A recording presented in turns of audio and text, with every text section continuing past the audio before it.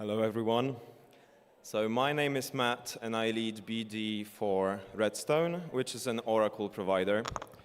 And what I'm going to talk about is sort of related to Oracle's in a sense that it uses the same infrastructure, but in a slightly different way than intended, probably. But first, let me start with a bold statement. So I really believe that hard regulations are going to kill most of the protocols that we know and love today, unless they know how to protect themselves the right way, how to protect themselves correctly. So recently we have seen a lot of mainstream media coverage if it comes to the Web3 space in general. We've seen a lot of headlines about turmoil, about businesses going bust, about retail money being lost in the process. So I think it's fair to say that 2022 was probably not the best year for Web3 PR in general. And that is something that puts pressure on the regulators as well to act quicker, to interfere more, to be more engaged in what we do here, to be more present, to have more control over what is happening here in general, and just to set the cards on the table. And we've seen that very well, especially at the beginning of this week, with this whole mess with USDC and with this whole mess with SVB Bank and Signature Bank going bust or being closed in general, with its probably unclear connections to the government itself and to the fact that it was a crypto-friendly institution. But we are definitely going to see more and more of such things in the upcoming future. So not that regulators need any more encouragement to be present in this space. They are already encouraged enough. So I believe that if it comes to hard regulation in Web3, so the type of regulation that we now think is too much, but this is also the type of regulation that we are going to think as normal or the standard probably in the foreseeable future. So if it comes to these kinds of regulations, I think it's rather the question of if than when. The question of when rather than if. So it's rather inevitable in my opinion. But obviously different countries are going to implement these regulations differently. There is going to be countries that are going to have throw the baby out with the bathwater approach, like the US probably. There's going to be countries like the UAE maybe with some more sort of liberal or strategic approach to the topic. But one thing I believe is certain, that the procedures of KYC and AML are going to be one of the main pillars of implementing the new regulations in the foreseeable future. And right now, KYC and AML mainly refers to the on-ramping process to Web3. So mainly if you want to do some things with centralized exchanges or on-ramping providers, then you have to go through the KYC/AML process. But I believe this is going to be extrapolated to most, if not all, of DeFi. So probably in the future, you're going to see more and more dApps being permissioned by KYC, or perhaps the whole blockchains being permissioned by KYC as well, perhaps things built customly on Cosmos SDK or Avalanche subnets, or perhaps Base by Coinbase is going to go that direction in the future. We don't know yet, but that's also possible. But I think it's both good and bad. It's good in the sense that DeFi finally recognizes that in order to have institutions present, you need to have a very well set up legal framework for them to operate, because what we have right now is not clear, it's not enough. So in that sense, that's good because it's a sort of mental shift that we have to go through, but it's bad obviously because the DeFi principles are at risk. The anonymity, the accessibility, the fact that you only have to have the internet connection in order to be able to participate in the financial system is something that we fight for in this space, and this could be lost if the regulations are not implemented correctly. So the point is that KYC/AML is inevitable, but at this point, as we speak, it does have a lot of drawbacks to it. So the process is rather painful for now, I would say. It gets expensive, depending on the use case, but can get pricey per user. It's a lengthy process, so even if it takes around 3 to 5 or 6 minutes, it still takes the user out of the user flow, and that is substantial time. I mean, I've dropped out many times from different apps asking me to do KYC because that was just not what I was feeling like I want to do at that particular moment, and they just lost me in the process because of that. It's very much a one-size-fits-all kind of solution right now. So you almost always have to submit documents, the same documents for even small, simple use cases. And it's a very frustrating experience in general. It's painful, I believe, not only for me, but for the general public as well. But the future does not look brighter at all. So let's say we extrapolate this trend and we do KYC permission DeFi, then we are probably going to have around 15 to 20 different KYC providers, each of them requiring to log in to different applications. When you are going to be trying to use different applications, you're going to have to log into these services as well. A lot of pop-ups, a lot of collection of your personal data, huge counterparty risk because each of them can have a breach or anything like that. So it's really dangerous for your personal information as well. And this also means that each time you're going to try to interact with DeFi, you're going to have your documents at hand, you're going to have your utility bills, your driving license, and all of that we all keep at hand at all times. And the thing gets worse if we think that it's possible that big DeFi applications are going to want to have a proprietary KYC process, so it gets even more fragmented. And besides, I believe that you would not want to give your ID details to each DEX that you have ever interacted with. I mean, that's the case for me, probably for you as well. So it's painful. It's becoming more and more painful, and the future does not look bright on that front at all. But what if, and that's the hypothesis of what we do at Redstone if it comes to KYC, but what if we could try to do it differently? So use a different approach, more data-driven approach to it, if you will. So the goal for us would be to make it super lightweight from the DApp's perspective. So it should be very much plug and play for the DApp, but at the same time, it should be completely invisible for the end user.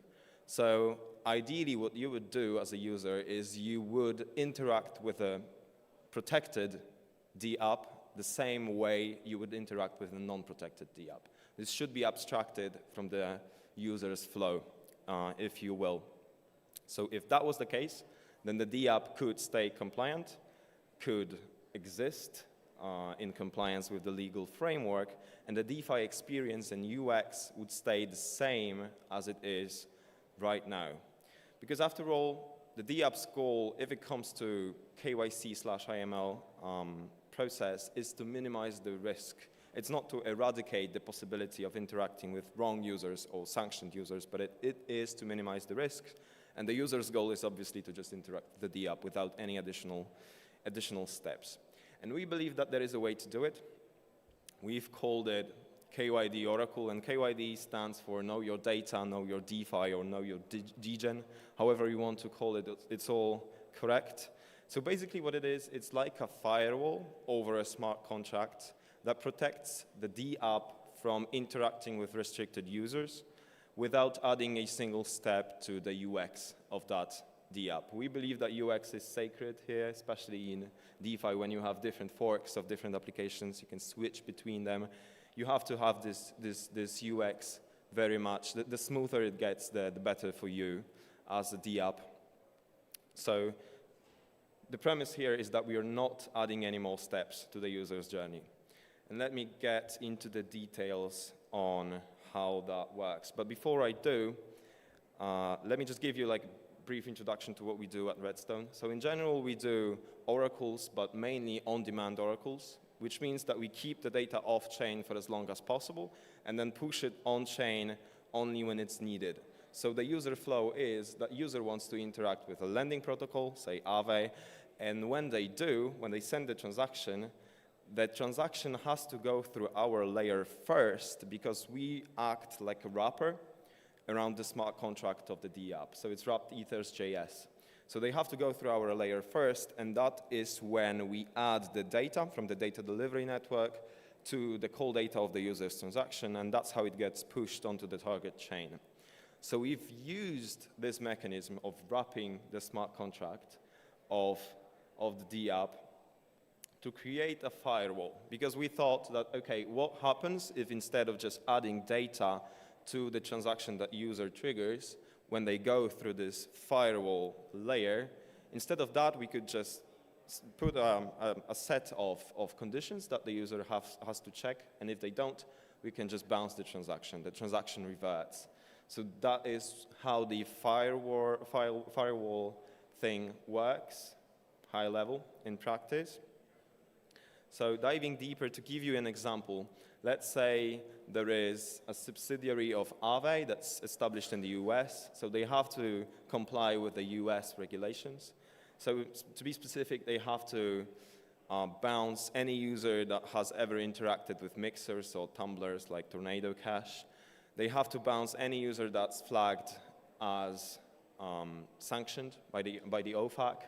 They have to only accept users that have been already KYC'd by Texas, like Coinbase, for example, which is a US entity. And there is a variety of different checks and conditions you could put into this bracket. So the flow of interaction from the user's perspective is that you just interact with the lending application. But from the DApp's perspective, what happens is the whole process, this check, is abstracted from the user's journey, and it's done on the smart contract level. So we, as the KYD oracle, check the address of this user against a set of conditions and against the data that is given to us by the chain itself or by third-party data providers like Coinbase. And what is important to mention here is that this is not personal data. We just get the list of addresses that have been KYC'd by Coinbase, and that is it. That is the input to the firewall. To give you another example, let's say there is an Aave subsidiary based in the UAE. So the conditions are entirely different because they have to be and stay in compliance to the rules here. So the point here is that you can basically very flexibly customize all of these conditions to your risk profile, to your specific business use case, to your regulatory environment that you have to operate in. And you can also customize the data providers that you want to use for this specific check. And after all, as I've said, AML/KYC is all about dealing with risk. So obviously, it does not eradicate 100% of the risk. It just minimizes it to the point that is acceptable by institutions, that is acceptable by big players on this market. You can think of it more of a like risk scoring. So it's not like 100%, but it's like 99.9%, which is acceptable for the players on the institutional level. Also, what you can do is you can set different brackets of checks or conditions. So let's say the level 1, the softest, would be, I want to only accept users that have ever received any transfer from Coinbase whatsoever. Level 2 would be, I want to only accept users that have received a transfer from Coinbase for at least $100. And the level 3 could be, I want to accept only users who have ever only received transfers from Coinbase and not any other wallets, to make it strict. So through this, you could actually limit the access of users per different bracket to different features in your DApp or different parts of your DApp. And that is why this is very flexible in terms of layers of security, not only like 0-1 Boolean type of check. Also, going a bit into the future, you could also add some business logic to it, like general business logic. For example, I want to exclude bots. I want to exclude people who have done less than X transactions in a given time frame. I want to only include people who have a VIP NFT pass. So that's also possible. The hard compliance things is what we have focused first. But if you do have a use case that you would like to use it for with like the general, broader business logic, feel free to reach out to us as well. Things like Sybil protection, it's all possible with that as well.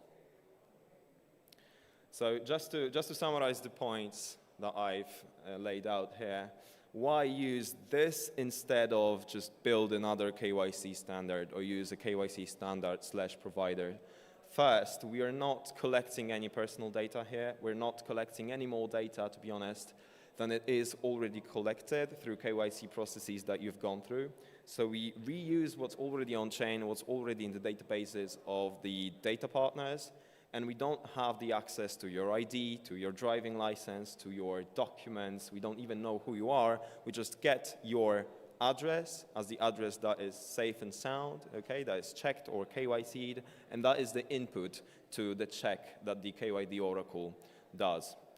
It's very flexible in terms of defining rules because the logic could be anything you would like it to be, pretty much depending on the regulations, depending on the risk profile, depending on your risk appetite as well, so how much risk you want to take versus how big your target group is. You have to balance things out on your own, and you just give us input and create conditions that we set up in the KYD Oracle. It's real time as well, because if it comes to standard KYC processes, then you have to update your information once in a while. So if there is like 20 different KYC providers, you are going to have to do it constantly. You constantly have to have your documents at hand, whereas we just use the updates that you do at the KYC providers, so you don't have to do anything more here. We just have the data up to date because it's either coming from on-chain or it's coming from our partners, so the data is up to date already. You don't have to update anything here as well. From the DApps perspective, it's also super important because they don't have to do anything, it just works. It's plug and play. And probably the most important thing if it comes to the whole flow is the UX, so it's invisible from the end user's perspective. It does not bring them out of the user flow. It does not screw up your conversion rate because it's just not visible for the end user. And the premise of it is that with things like this, with tools like this, institutions are going to be finally able to interact safely with DeFi, thus bringing liquidity and slowly working towards what we like to call mass adoption in the near future, hopefully. Right, quick demo. It's not a live demo because we all know how live demos work. But in general, just to give you context, this is a very, very simple application that's built by our founder, Jacob. So what it does, it checks your address against certain conditions or sets of conditions, just as I've shown you about 5 minutes ago. So what you have to do is you have to connect your wallet, and then you have these sets of conditions. So first is, I want only users who have received transfer from Coinbase. Second, transfer for at least $100, and the third, only transfers from Coinbase. And what Kuba does is he checks the most strict level. So you just sign a transaction as you would interact with the DeFi protocol normally. Yeah, maybe I can just make it quicker. It's not the most dynamic demo you've ever seen. And that's basically it. So you get minted a token, which is like a stamp of approval on your wallet that you can access all of the features of this particular application because you've gone through the most strict part of the automatic KYC/AML process. And obviously, same situation would happen if you tried to do, he just switched the wallet, so he's now trying to go through the second level. And just to show you what happens if you don't pass these conditions.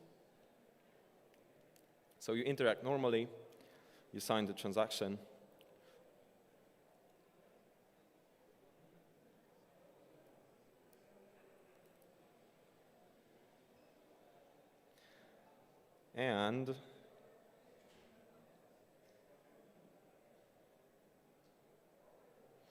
And what it says is that you don't meet the conditions, so the transaction just reverts. You don't have access to this particular protocol. Very simple, not visible for the user, plug and play for the DApp, but still, it makes sure that you, as the DApp, stay within the compliance boundaries, within the risk boundaries set up by your regulatory factors or by your risk appetite. Okay, so when it comes to what's next, it's an MVP, it's an early stage kind of hypothesis product that we have, but it does not mean that we haven't done anything about it yet. So what we are doing right now, we are piloting with a couple of different projects and institutions. An example I could give you is the Signum Bank from Switzerland, one of the household names if it comes to crypto in Switzerland. But in general, my call to you would be that if you see that this approach towards compliance could be useful to your application or your business in general, feel free to reach out to us. We are more than happy to bring on more projects and businesses for a pilot integration. We want to learn this market as well, so it's a great value for us as well to be able to bring in somebody new with a different set of needs and business problems, especially when it comes to compliance, when it comes to staying compliant with the regulations, different types of regulations as well. So we want to learn directly from the market. So if you have something like that, then feel free to reach out to us. And obviously, when it comes to the path forward, we are experimenting heavily with this product. Obviously, it seems like a great use for ZK proofs as well. So show me that you have a proof of the user being over the legal age in their sort of state of residency, and not only that they are KYC'd by Coinbase. So for that, ZK proofs would be perfect, not to have the access to personal information. It's probably down the roadmap. First, we need to verify the most underlying hypothesis about this product. But if you do have any use case that you would like to try it on, just feel free to reach us out. You can do it via our Twitter, via our Discord. You can reach out to me personally as well. And that is mainly it from me. So if you have any questions about that, this would be the best time.